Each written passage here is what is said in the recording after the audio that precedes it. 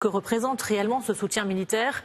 On pose tout de suite la question à François Chauvency, général et consultant en géopolitique. Il est en direct avec nous.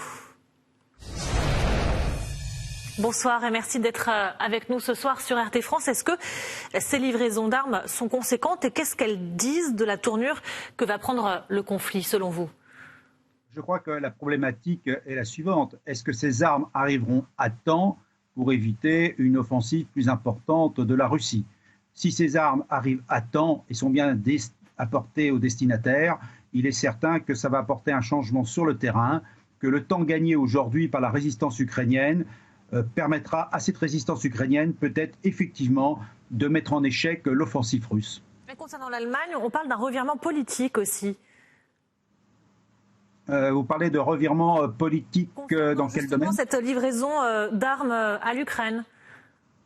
Oui, forcément, parce qu'on a vu il y a quelques jours l'Allemagne proposer royalement 5000 casques à l'Ukraine parce qu'elle ne voulait pas livrer d'armes proprement dites. Il est certain que ce signe de l'Allemagne est important, qu'elle est capable de faire plus et que je pense que c'est un signal que la Russie devrait prendre en considération. Alors la France, elle, de son côté, n'a pas fait état d'envoi d'aide militaire, en tout cas pas logistique, mais ce sont des soldats qui vont être envoyés, 500 militaires français en Roumanie, 200 en Estonie. Quel est votre regard sur ce point ? Je crois que montrer sa solidarité, même avec de faibles effectifs, est important.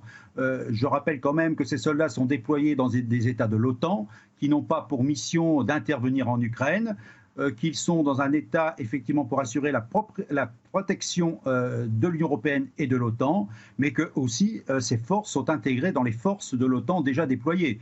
Donc on n'est pas tout seul, on est la partie du contingent français au sein d'unités multinationales pour assurer la protection de l'OTAN.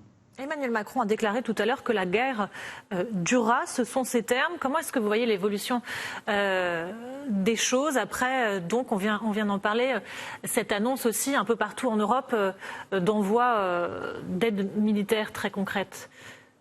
Je vais sans doute me répéter, dès lors que l'armement arrive en nombre suffisant et suffisamment rapidement aux mains de l'armée ukrainienne et aussi de la population, il est certain que la guerre risque de durer un certain temps. Et surtout, pourquoi? Pour une raison très simple, c'est que je pense que Vladimir Poutine a pensé que cette guerre serait relativement facile et que le gouvernement ukrainien tomberait rapidement. Il suffit d'entendre ses appels à la reddition et aux négociations sous conditions. Donc je crois que le temps est en train de se perdre pour lui, que les pertes sont peut-être de plus en plus importantes parmi l'armée russe. On n'en sait rien parce qu'il y a personne ne parle des pertes militaires, mais je pense quand même, quand on voit les images, que des pertes significatives ont eu lieu. Il va bien falloir en tirer des conséquences. Et justement, sur cette question du cessez-le-feu, on en a entendu parler hier soir des pourparlers qui étaient en cours entre Kiev et Moscou. Est-ce que, selon vous, c'est un sujet qui n'est plus du tout d'actualité ? Il n'est plus du tout d'actualité. D'abord, quand on entend ce qui a été proposé par la Russie, je ne vois pas quel État agressé pourrait l'accepter s'il a encore les moyens de se défendre. Or, aujourd'hui, nous constatons heure après heure que le peuple ukrainien ne cédera pas, il se battra tant qu'il le pourra, et plus il sera approvisionné en armes, plus ça sera difficile d'obtenir des négociations en faveur de Poutine. Vladimir Poutine sera obligé de faire des concessions. Alors maintenant, on verra bien comment les négociations se feront, mais dans tout état de cause, il est impossible de prédire aujourd'hui la fin de la guerre. Mon avis personnel, c'est que plus cela dure, moins l'armée russe est capable d'avancer, plus les négociations arriveront un jour ou l'autre parce que la Russie sera mise en échec. La Russie qui déclarait hier, c'est Vladimir Poutine qui s'exprimant expliquait un point de non-retour concernant les relations avec les Occidentaux. Elles sont proches du point de non-retour. Est-ce que vous considérez qu'il n'y a aujourd'hui plus aucun lien diplomatique avec la Russie et les États-Unis, par exemple, notamment ? Je dirais que dès lors que les ambassadeurs sont toujours en place et n'ont pas été expulsés, il y a toujours un lien diplomatique. Il est certain, beaucoup appellent à cela, que les négociations devront se faire un jour ou l'autre. Donc il faut garder des points de contact. Mais dans toute guerre, quand on est dans la guerre, Les relations diplomatiques d'ailleurs perdurent, mais elles sont beaucoup plus discrètes. Bon, maintenant les conditions ne sont pas requises pour les uns et pour les autres pour négocier.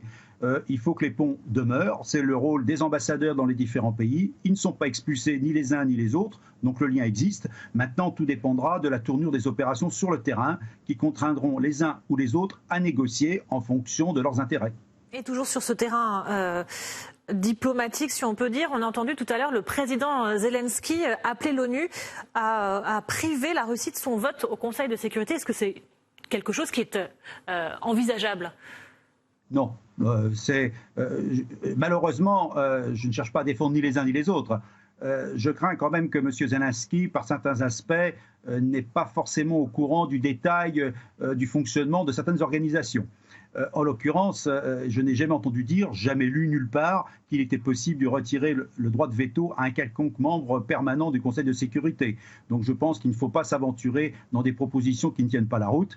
Si ça doit se décider au Conseil de sécurité, ça se décidera, entre les membres permanents notamment. Mais pour l'instant, les uns et les autres ont un droit de veto. Je ne vois pas pourquoi il ne serait pas maintenu. Et il n'y a pas non plus de changement dans la Charte des Nations Unies pour le permettre. C'est donc quelques effets d'annonce de la part de l'Ukraine. Est-ce qu'il y en a beaucoup selon vous aussi ? Est-ce qu'on s'adresse aussi dans ce conflit aux opinions communes ? Oui, tout à fait. Il parle à son opinion publique, mais je crois que ce soit Vladimir Poutine ou Zelensky, nous avons les mêmes approches, je dirais, d'informations en partie vraies, en partie inexactes. Il faut effectivement, de part et d'autre, maintenir le soutien des opinions publiques qui existent pour maintenir le combat. Je dirais que si la crise devait se résoudre par des négociations, il faudrait déjà que les deux hommes se respectent, s'écoutent, discutent. Or, on voit que depuis des mois, ce n'est pas le cas. Et je crois que tant qu'on n'aura pas obtenu cette approche mutuelle, il n'y aura pas de négociation possible. Merci beaucoup pour votre regard, François Chauvency, général et consultant en géopolitique.